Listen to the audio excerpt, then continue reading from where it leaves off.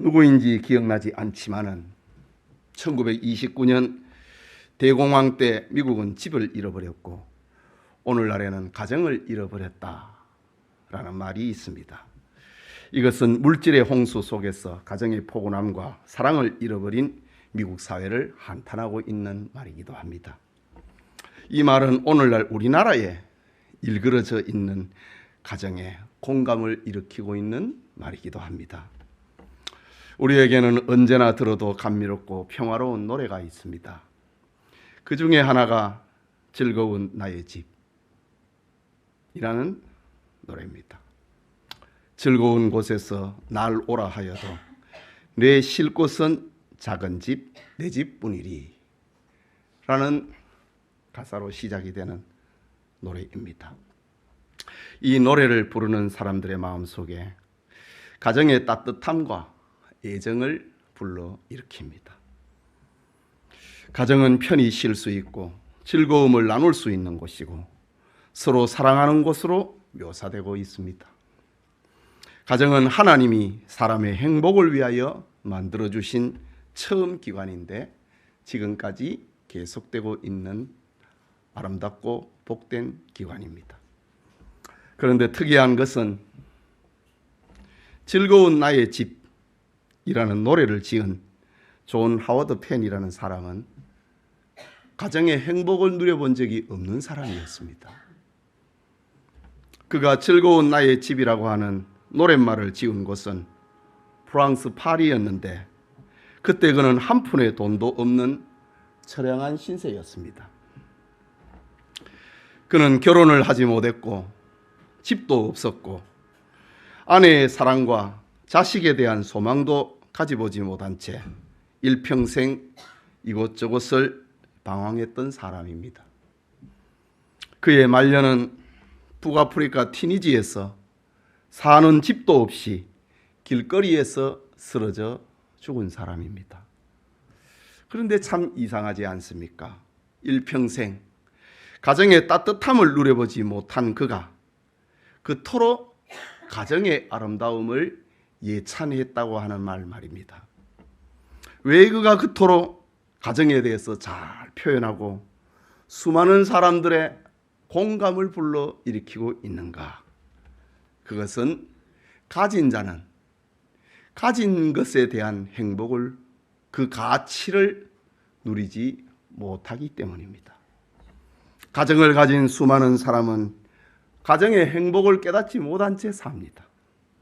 그러나 가정을 갖지 못한 사람은 가정에 대한 그리움을 뼈저리게 느끼게 되는 겁니다. 존 하워드 펜도 바로 그런 마음에서 즐거운 나의 집이라고 하는 노래를 짓게 됩니다. 이스라엘 백성들이 언약의 땅 가나안에 살 때는 조국에 대한 애착과 사랑이 없었습니다.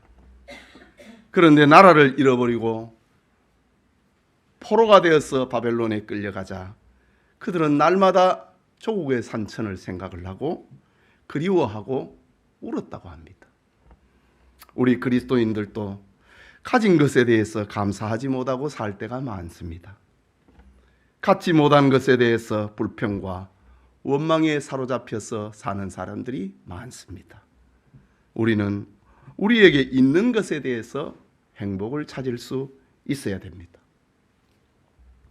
유명한 교육가였던 페스탈로치는 기독교의 위대성은 국가를 통해서 나타나는 것이 아니라 가정을 통해서 나타난다 라는 말을 남겼습니다. 프로스트는 말하기를 세상에서 당신을 진정으로 용서해 주는 것은 가정뿐이다 라고 했습니다. 오늘 우리는 창세기 22장의 말미에 나타난 작은 기록 하나를 통해서 아브라함의 동생 나홀이라고 하는 제목으로 창세기 강의 계속하고자 합니다. 큰 의미가 없는 것 같은 본문이라서 대부분의 목사님들이 창세기를 강의하면서 이 부분을 그냥 지나가 버립니다. 저도 본문과 창세기 23장을 묶어서 설교할까 정말 여러 시간 동안에 고민해야 했습니다. 하지만 성경에 이 사건을 기록한 것을 보면은 중요한 무엇인가 있음에 틀림이 없다는 확신 속에서 오늘 설교를 하게 된 것입니다. 말씀을 듣는 우리 모두에게 하나님의 은혜 주심이 있기를 소원합니다. 첫째로 아브라함을 기쁘게 한 먼 땅에서 올 들려온 소식입니다. 여러분 창세기 11장에 보면은 셈족의 후손인 데라가 갈대아 우르에서 세 아들을 낳았다고 하는 기록이 나옵니다. 첫째는 아브라함이고 둘째는 라홀이고 셋째는 하란입니다. 데라의 막내 아들 하란은 아들 하나와 딸 둘을 낳고 갈대아 우르에서 아버지 데라보다 먼저 죽고 맙니다. 그러던 어느 날 하나님께서 아브라함을 찾아오시고 그를 미지의 땅 가나안으로 가라고 말씀하십니다.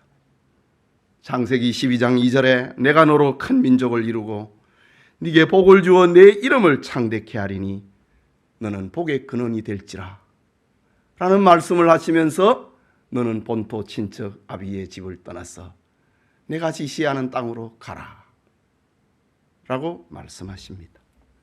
하나님의 소명을 받은 아브라함은 고향 갈대아 우르를 떠나기로 결심을 하고 아버지 데라를 설득합니다. 이때 데라는 장남 아브라함의 뜻에 따르기로 합니다. 창세기 11장 31절에 보면은 그 기록이 나옵니다. 데라가 그 아들 아브라함과 하란의 아들인 그의 손자 롯과 그의 며느리 아브라함의 아내 사레를 데리고 갈대아인의 우르를 떠나 가나안으로 가고자 하더니 아브라함의 아버지가 갈대아 우르를 떠나서 아브라함이 본래 가려고 했던 거기에 가고자 하더니 하란에 이르러 거기 거류하였으며 라는 기록이 나옵니다. 말하자면 데라는 아브라함과 며느리 사레 그리고 죽은 막내 하란의 아들인 손자 롯을 데리고 갈대아 우르를 떠나서 가나안을 향하여 출발했습니다. 가나안은 갈대아 우르에서 까마득히 먼 미지의 땅이었습니다. 데라는 가나안으로 가던 중에 건강이 약해서인지 우리가 알 수는 없지만은 하란에 머물고 거기에 정착하게 됩니다. 하란은 유프라테스강 상류요 메소포타미아 북부 지역의 문명의 도시입니다. 또한 소아시아와 바벨론을 연결을 하는 주요 길목에 위치하고 있어서 무역의 중심지로 성장하고 있는 고대 도시였습니다. 성경은 데라가 하란에 머물렀다. 가나안으로 가기 위해서 출발을 했는데 하란에 머물렀다 라고 합니다. 그리고 둘째 아들이었던 우르에 남아있던 나홀 부부가 나중에 하란에 합류한 것으로 추정됩니다. 그의 아버지 데라가 죽었을 때에 장사하러 와서 거기에 머물게 되었는지 우리는 자세하게 알 길이 없지만은 처음에 둘째 아들 나홀 부부는 우르에 그냥 머물고 있다가 나중에 하란에 합류했습니다. 하란에 머물던 데라가 죽었습니다. 아버지를 장사 지낸 아브라함은 아내 사레와 조카 롯을 데리고 하나님이 지시하신 가나안으로 오게 됩니다. 아브라함은 75살에 하나님의 부름을 받아 가나안에 왔습니다. 그는 지금까지 50여 년이 지나도록 참 바쁘게 살았습니다. 하나님의 뜻을 이해하거나 깨닫지 못해서 넘어지기도 했습니다. 하나님의 도움이 없었더라면 일어나지 못할 뻔한 것이 한두 번이 아니었습니다. 그러나 오래 참으시고 인자와 긍휼이 풍성하신 하나님께서 자신의 약속에 따라 결국 아브라함에게 아들 이삭을 약속의 선물로 주셨습니다. 아브라함은 하나님의 섭리와 주권을 믿는 온전한 신앙으로 성장하고 있었습니다. 그리고 하나님의 지시에 따라 모리아 산에서 사랑하는 아들 독자 이삭을 번제로 드릴 만큼 큰 믿음의 사람이 되었습니다. 본문 20절을 보면은 이 일 후에 어떤 사람이 아브라함에게 알리어 이르기를 밀가가 당신의 형제 나홀에게 자녀를 낳았다 하였더라 라고 합니다. 아브라함의 이삭 번제 사건이 있은 지 얼마 후였습니다. 고향을 떠난 지는 벌써 50여 년의 세월이 지났습니다. 그런데 어떤 사람으로부터 고향의 소식과 동생 나홀에 대한 이야기를 듣게 됩니다. 고대에는 통신수단이 발달되지 않았기 때문에 소식은 대개 무역하는 사람들이나 여행자를 통해서 이루어졌습니다. 우리에게는 큰 의미가 없어 보이지만은 당시에 아브라함에게는 이 사건은 너무나 큰 사건이었습니다.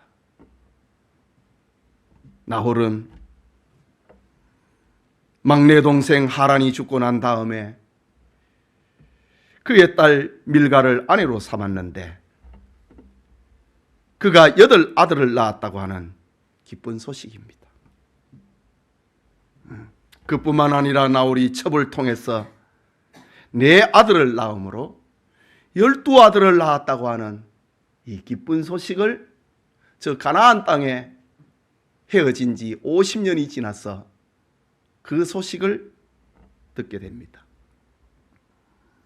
막내 동생 하란이 죽자 조카 롯을 아들처럼 생각을 하고 그를 가나안에 데려온 아브라함입니다. 롯이 저 소돔성에서 위기에 닥쳤을 때에 목숨을 담보로 하고 밤에 318명의 군사를 거느리고 달려가서 조카 롯을 구원했던 아브라함입니다. 형제의 우애가 각별했던 아브라함에게 먼 땅에서 들려온 동생 나홀의 소식은 그의 마음을 기쁘게 하고 흥분하게 만들었습니다.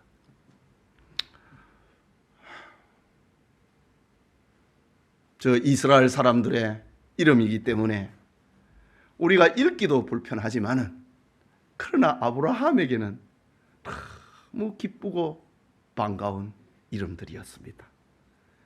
21절과 24절 아브라함을 기쁘게 만들었던 그 이름들을 함께 읽겠습니다. 그의 맏아들은 나홀을 두고 합니다. 그의 맏아들은 우스요 우스의 형제는 부스와 아람의 아버지 그무엘과 게셀과 하소와 발다스와 이둘람과 부두엘이라.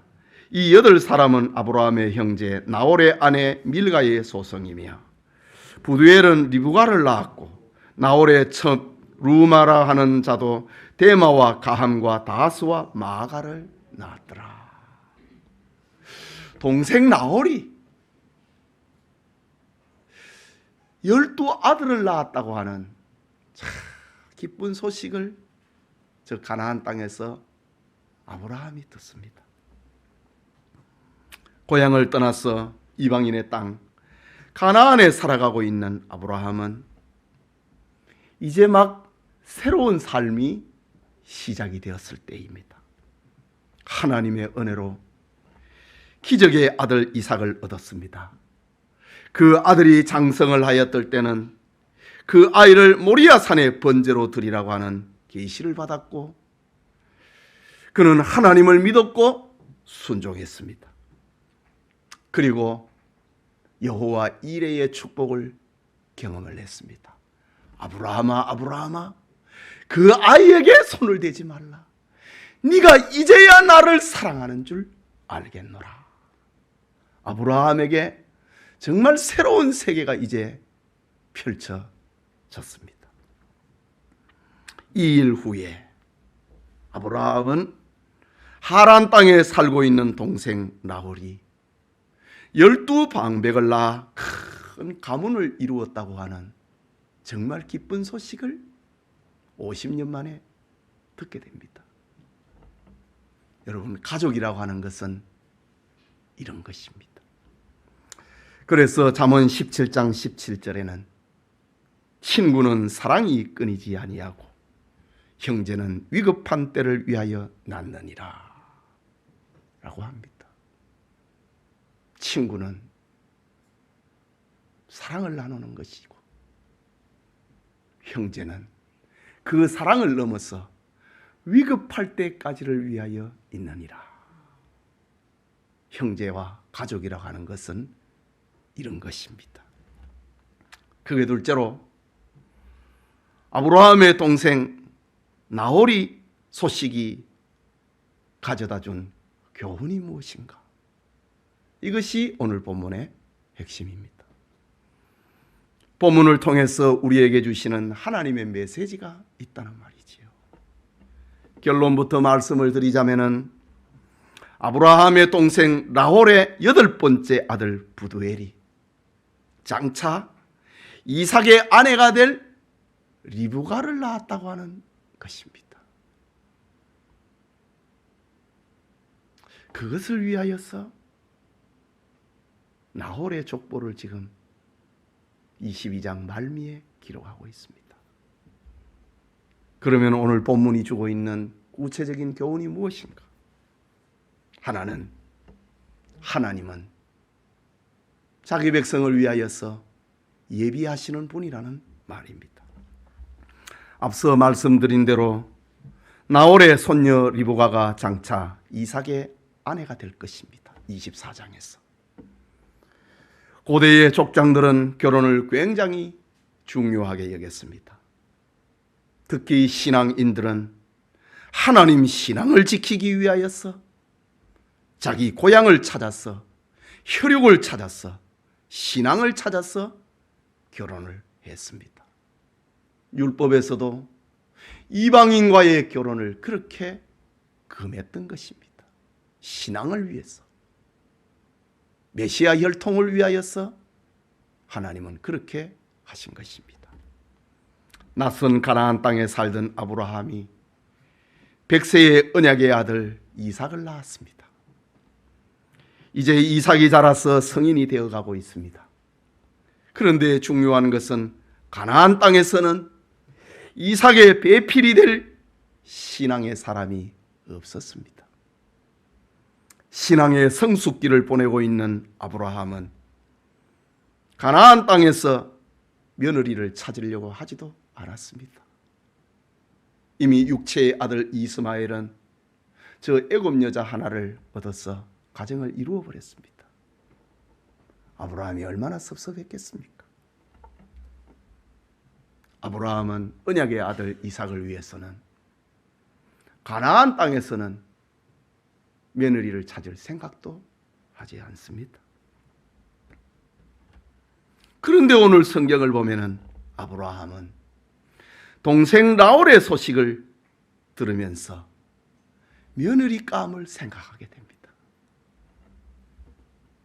하나님은 언약의 아들 이삭을 위하여서 경건한 결혼 상대를 준비를 하셨고 그 소식을 마치 신앙의 성숙기에 들어있는 이삭이 성장을 하고 있는 그때에 동생 나홀의 집에 12아들이 낳았고 그 아들 가운데 딸이 있다라는 소식을 듣게 된 것입니다. 지금 결혼의 문제로 고민하는 이가 있습니까? 하나님이 예비하셨음을 믿으시기 바랍니다.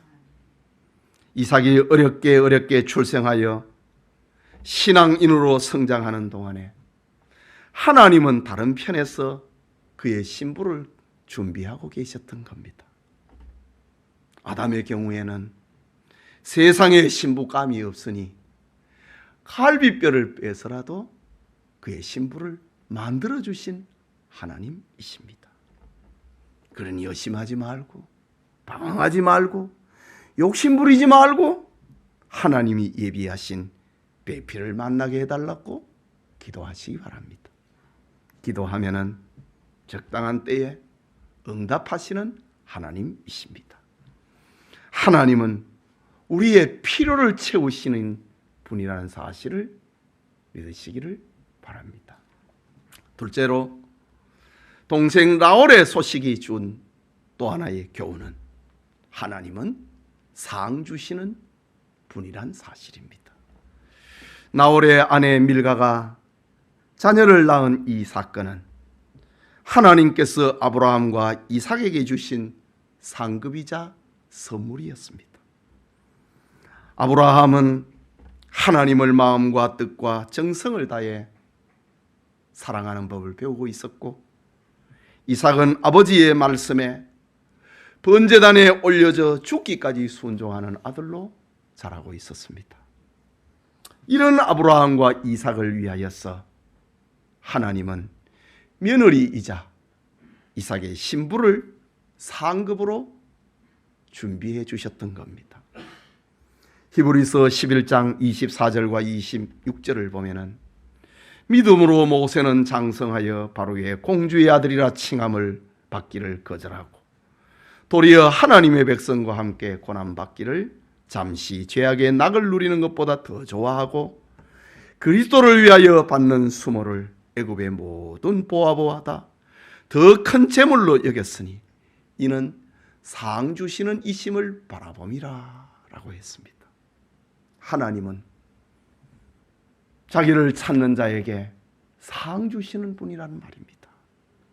성경은 심은 대로 거두는데 자기를 바라보는 이에게는 상을 주시는 분이라고 합니다. 아브라함이 하나님의 부르심에 순종하는 동안 고향의 일은 하나님께서 책임지셨습니다. 흥미로운 것은 나홀의 아내이자 아브라함의 제수인 밀가입니다. 대개 족보에서 여자의 이름이 언급이 되는 것은 아내가 여러 명일 때 그 자손을 구별할 때에 그 아내의 이름을 거론이 됩니다. 또는 여자가 아주 유명할 때입니다. 오늘 본문의 경우에는 전자와 후자 이것이 다 해당이 된다고 말할 수 있습니다. 그가 얼마나 유명했으면 고향에서 온 여행자들이 밀가라고 하는 이름을 통상적으로 부르고 있는가? 유명한 이름이 되었다는 말입니다. 여러분, 밀가라고 하는 그 단어의 뜻은 여왕입니다. 그가 실제 왕이었는지 아니면은 성읍의 실세를 의미하는지 우리가 잘 알 수는 없지만은 밀가의 영향력은 대단했던 것 같습니다. 그래서 오늘 성경에도 어떤 사람이 아브라함에게 알려 이르기를 밀가가 당신의 형제 나홀에게 자녀를 낳았다 하더라. 밀가의 이름을 거론하고 있습니다. 창세기 24장 10절을 보면은 아브라함이 그의 종을 하란에 보내면서 이삭의 신부감을 데려오라고 부탁을 합니다. 아브라함이 그의 종 엘리멜렉에게 저 하란 땅에 가서 내 며느리이자 이삭의 신부를 데리고 오라고 하면서 하는 말 가운데 아주 유명한 말이 나옵니다. 24장 10절에 메소포타미아로 가서 나홀 성에 이르러 라고 합니다. 나홀 성에 찾아가라고 합니다. 나홀과 밀가는 한 성을 쌓았고 왕족처럼 되어 있었다는 말입니다. 나홀 성이라고 합니다. 아브라함이 하나님의 부르심을 받아 가나안 땅에서 충성하고 있는 동안 하나님은 고향 땅에 형제를 돌보고 복을 주셨습니다. 예수님께서도 말씀하셨습니다. 너희는 먼저 그의 나라와 그의 의를 구하라. 그리하면 이 모든 것을 네게 더하시리라 라고 했습니다. 형제 우애가 돈독했던 아브라함이 하나님의 말씀에 순종하고 충성하는 동안에 그 고향도, 고향의 형제도 평안하게 해주신 것을 봅니다. 우리가 예수님을 잘 믿으면요, 하나님은 우리의 육신의 삶을 책임져 주시는 분입니다. 너희가 세상에서 나를 위하여 미움을 당하고 부모나 형제나 자식을 버리는 자는 이 땅에서 100배나 받고 천국에서 그 상을 잃지 아니하리라고 했습니다. 잃는 것이 아니라 얻는 것입니다. 이 땅에서 100배나 얻을 것이라고 했습니다. 아브라함이 본토 친척 아비집을 떠나서 하나님의 나라를 위해서 순종하고 충성했을 때 그는 가족을 잃은 것이 아니라 이렇게 얻었던 것입니다. 우리가 예수님을 잘 믿으면 하나님은 우리의 삶을, 우리의 자녀를 축복해 주시는 분이라는 사실을 믿으시기 바랍니다. 셋째로, 아브라함의 동생 나홀을 통하여서 가져져 주었던 그 소식의 교훈은 하나님은 우리가 알 수 없는 것까지도 도와주신다는 사실입니다. 아브라함의 동생 나홀에 대해서 좀 더 생각을 해볼 필요가 있습니다. 여호수아 24장 2절을 보면은 여호수아가 모든 백성에게 이르되 이스라엘의 하나님 여호와께서 이같이 말씀하시기를 옛적에 너희 조상들 곧 아브라함의 아버지 나홀의 아버지 데라가 강 저쪽에 거주하여 다른 신을 섬겼으나 라고 합니다. 아브라함과 그의 형제들은 우상의 골짜기에서 살았다는 말입니다. 그러던 어느 날 아브라함이 하나님의 계시를 받았다고 말을 하는 겁니다. 그러자 아버지 데라와 조카 롯은 아브라함을 따라 나서기로 결심합니다. 그런데 둘째 라홀은 갈대아 우르에서 움직이지 않는 겁니다.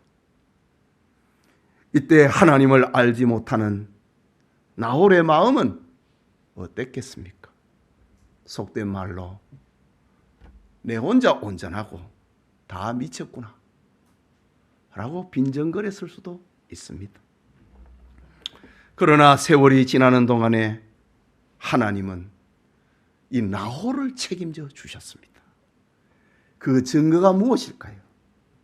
그것은 나홀의 8번째 아들 부두엘이라고 하는 이름에 담겨 있습니다. 부두엘, 이 말은 히브리어로 하나님께 속한 자라는 뜻입니다. 라홀은 자기의 아들들의 이름을 지으면서 밀가가 낳은 아들 8번째 아들에 와가지고는 하나님께 속한 자라고 하는 이름을 짓습니다. 이 사건을 유추를 해보면은 이것은 나홀의 신앙 고백이자 부두엘의 신앙을 말하는 겁니다. 하나님께 속한 사람이다. 나홀은 처음에 아버지 데라와 아브라함이 하나님을 믿고 그 말씀을 따라서 우르를 떠나서 가나안으로 간다고 할 때 자기는 하나님과 관계없는 것처럼 생각했습니다. 하지만 시간이 지나자 깨닫고 보니 자기도 하나님께 속한 자라고 하는 사실을 깨닫게 되었다는 말입니다. 이것이 8번째 아들을 낳을 때 부두엘이라고 하는 이름을 짓는 사건을 통해서 자기 신앙을 이렇게 고백을 한 것입니다. 여러분, 우리는 우리의 가족과 친척을 불신자들이 가족을 사랑하는 것보다 더 사랑해야 됩니다. 불신자보다도 못하면은, 불신자보다도 형제 우애가 없고 효도가 없으면은 안 된다고요. 더 사랑해야 됩니다. 혹시 불신앙하는 가족들이 처음에는 우리의 신앙을 이해하지 못하지만 반감을 가지게 되지만은, 그러나 시간이 지나면은 그들에게도 구원의 문이 열린다고 하는 사실을 아브라함의 동생 라홀을 통하여서 들려주고 있습니다. 사도 베드로는 베드로전서 3장 1절과 2절에 이렇게 기록합니다. 아내들아, 이와 같이 자기 남편에게 순종하라. 이는 혹 말씀을 순종하지 않는 자라도 말로 말미암지 않고 그 안에 행실로 말미암아 구원을 받게 하려 함이니 너희의 두려워하고 정결한 행실을 봄이라. 어떤 여인에게 남편이 예수님을 안 믿는다 할지라도 그의 순종하는 모습을 보고 그 남편이 감동을 받고 신자가 되고 구원을 받는 일이 일어날 것이다. 남편을 사랑해라 이지, 순종해라 이지. 베드로가 초대교회 성도들에게 들려주고 있는 메시지였습니다. 하나님은 우리가 알지 못하는 그 은밀한 것까지도 도와주시는 분이었습니다. 자, 한번 생각을 한번 해보십시오. 나는 하나님의 음성을 들었다, 간다 라고 할 때 그 가족이 기가 차지 않겠습니까? 정신 나갔다고 한다고요. 그런데 하나님께서는 그 은밀한 것까지, 너는 지옥 가라, 난 천당 간다, 이거는 신자의 마음이 아니거든요. 그냥 동생 나홀은 아브라함을 이해하지 못하는 겁니다. 신앙이 없으니 아브라함의 걸음을 이해하지 못하는 겁니다. 그러나 아버지는, 그리고 조카 롯은 이해를 하고 아브라함을 따라 나서는 겁니다. 우리 가족 중에도 보면은 여러 가족이 있으면은 신자를 이해해주는 형제들이 있다고요. 다 반대만 하지 않습니다. 이해를 하고 도와주고 나도 갈게, 그런 사람이 있다고요. 그런데 반대하는 사람, 끝까지 반대하는 사람 얼마나 괴롭습니까? 그런데 오늘 아브라함의 형제를 보면은 그 은밀한 것까지도 하나님께서 책임져 주시는 모습을 보는 겁니다. 또 하나는 나홀을 통하여서 들려주는 소식의 교훈은, 하나님은 우리 형제의 하나님도 되신다. 내 하나님만이 아니라 우리 형제의 하나님도 되신다 라는 사실을 알려주고 있습니다. 오늘 성경에 보면은 하나님께서는 아브라함에게 큰 민족을 약속하십니다. 그런데 아브라함을 따라 나서지 않았던,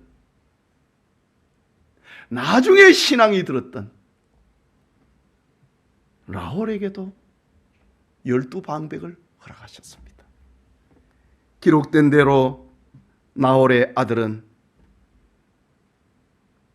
밀가에게서 낳은 아들 8과 루마라고 하는 첩에게서 난 아들 4, 나홀은 12아들을 얻습니다. 하나님은 이삭의 아들 야곱에게도 12아들 12지파를 허락하시지요. 이스마엘에게도 12방백을 허락하십니다. 그리고 오늘 나홀에게 12아들을 주고 큰 성주가 되는 그런 하나님이 되어주셨다는 사실입니다. 그들을 통해서 아브라함가를 음으로 양으로 돕게 하신 것입니다. 하나님께서는 우리만의 하나님이 아니라 다른 사람의 하나님도 되시고 다른 사람은 다른 방향에서 귀하게 쓰고 있다고 하는 사실입니다.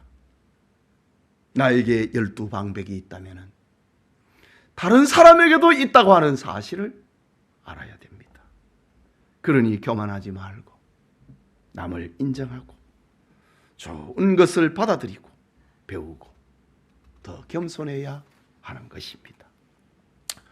성도 여러분, 오늘 성경의 기록 목적은 저 낯선 땅에서 살아가고 있는 아브라함이 고향에 있던 동생 나홀의 소식을 듣고 기뻐했다고 하는 것이 아닙니다. 나홀이 큰 가문을 이루어 번성하게 되고 성주가 되었다고 하는 이야기도 아닙니다. 오늘 성경의 관심은 아브라함의 동생 나홀이 12아들을 낳았고 그 8번째 아들 부두엘, 특별한 신앙이 있었던 부두엘이 리브가를 낳았다고 하는 것입니다. 이유는 부두엘이 낳은 딸 리브가는 장차 아브라함의 아들 이삭의 아내가 될 것이기 때문입니다. 성경은 하나님의 구원 역사에 대한 책입니다. 그러니 이삭의 아내 리브가의 출생을 알려주고 있는 것이 오늘 이 22장의 말미에 기록의 목적인 겁니다. 하나님은 자신의 구속사를 이렇게 펼쳐가고 계셨던 겁니다. 아브라함에게 아들 이삭을 주고 아브라함의 믿음을 성장시키고 이삭의 믿음도 성장을 시키고 그 선에 이르렀을 때 내가 이제야 네가 나를 사랑하는 줄 알겠다. 그 선에 이르게 되었을 때에 또 다른 축복을 공개하고 있는 동생 밀가의 이 가족사에 대한 이야기를 듣게 하심으로 이삭의 아내 리브가를 준비하고 계시는 하나님의 구속사에 대한 이야기입니다. 이미 살펴보았지만은 본문에서 우리는 하나님의 놀라운 계획과 섭리를 발견하게 됩니다. 알다시피 이삭은 기적적으로 출생한 아들입니다. 이삭은 정상적으로는 태어날 수 없는 사람입니다. 아브라함의 나이 100세에 아들을 낳을 수 없는 나이에 하나님의 특별한 은혜로 이삭은 세상에 태어났고 성인이 되었을 때는 하나님이 그를 번제로 드리라고 했습니다. 이때 아브라함은 순종하여 이삭을 번제물로 드리기로 결심했습니다. 그러나 이삭을 칼로 내리칠 때에 하나님이 나타나서 그를 죽이지 말라고 하셨습니다. 이렇게 보면은 이삭의 출생과 성장과 생존은 하나님의 특별한 관심과 기적의 연속이었다고 말해야 할 것입니다. 그런데 이삭의 아내가 될 리브가는 그렇지 않았습니다. 그는 나홀의 8째 아들 부두엘의 딸입니다. 이런 일은 보통 평범하게 일어나는 일 아닙니까? 누구나 결혼하면 아이를 낳고 그 아이가 자식을 낳는 것, 그 평범한 일입니다. 리브가는 지극히 자연적인 출생한 여인입니다. 초자연적인 출생이 아닌 것입니다. 그렇다면 이게 무엇이냐는 거지요. 하나님의 계획은 초자연적인 삶을 통해서도 이루어지고 평범한 일상의 삶을 통해서도 이루어진다는 사실입니다. 예수님을 믿고 구원받았다고 해서 항상 기적이 동반되는 것은 아닙니다. 우리가 예수님을 믿고 영접을 했을 때에 초자연적인 일들을 경험할 수 있습니다. 이성적으로 해석할 수 없고 경험으로 동의할 수 없고 설명할 수 없는 영적인 은혜를 간혹 체험하게 됩니다. 그러나 그런 기적은 계속되는 것이 아닙니다. 착각해서는 안 됩니다. 아무리 신령한 사람도 영적인 체험은 계속되지 않는다는 말입니다. 오늘날 이단과 사이비에 빠지는 사람들은 교주나 특정한 어떤 사람은 언제나 영적이고 신령한 일들이 계속해서 일어난다고 생각합니다. 그래서 맹신하고 교주 행세를 하는 겁니다. 하나님은 자신의 구속사를 절대로 기적의 연속으로 운행하지 않습니다.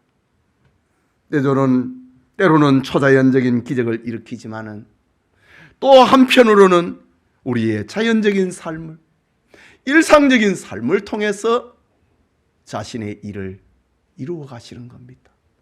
저 리브가처럼 말입니다. 우리는 천국에 속한 성도이지만은 국가와 사회의 건강한 시민이 되어야 하는 것도 바로 이런 까닭입니다. 예수님을 믿고 특별한 은혜를 받았다고 해서 교만하지 말아야 될 이유가 여기에 있습니다. 우리는 보통 사람들입니다. 밥을 먹고 잠을 자고 느끼면서 사는 사람들입니다. 사도 바울을 보십시오.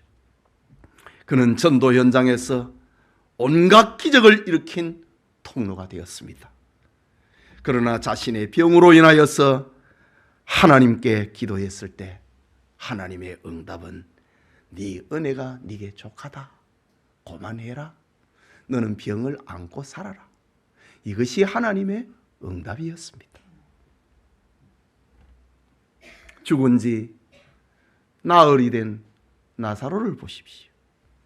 그는 죽어서 시체가 부패했을 정도로 저 팔레스틴의 열기에서 4일이나 지났습니다.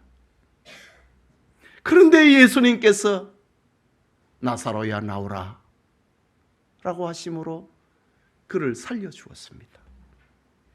그는 초자연적으로 생명을 다시 얻은 사람입니다. 그런데 나사로가 지금까지 살고 있는가? 그는 나이가 들어서 죽었습니다. 이것은 우리의 삶에 초자연적인 일과 자연적인 일이 반복해서 일어난다는 겁니다. 그러니 은혜를 체험한 사람은 이단다들처럼 자신을 특별한 존재로 내세우지 말아야 됩니다. 이삭과 리브가를 통해서 알려주시는 교훈은 하나님의 약속은 초자연적이든 자연적이든 반드시 이루어진다는 사실입니다. 그 결과에 있습니다. 전지하시고 전능하신 하나님은 자신의 구원 역사를 위하여서 자신의 주권을 자유롭게 행사하시는 분입니다. 때로는 초자연적인 역사를, 때로는 자연적인 방법을 통해서 그 무엇에도 구애를 받지 아니하시고 자신의 주권을 자유롭게 행사하시는 하나님이십니다. 그러나 하나님께서 자신의 뜻을 이루기 위하여 확실하고 분명한 것이 있습니다. 그것은 하나님은 자신의 약속을 이루기 위하여서 시마다 때마다 예비하시는 분이다 라는 사실입니다. 이것이 오늘 핵심 메시지입니다. 하나님은 시마다 때마다 우리의 필요를 예비해 주시는 분이다. 하나님은 자기를 믿고 따르는 자에게 상 주시는 분이다. 이것은 변함이 없습니다. 하나님은 우리의 은밀한 것, 섬세한 것까지도 도와주시는 분이다. 이것은 변함이 없습니다. 하나님은 나의 하나님이 될 뿐만 아니라 형제의 하나님도 되신다 라는 사실은 변함이 없습니다.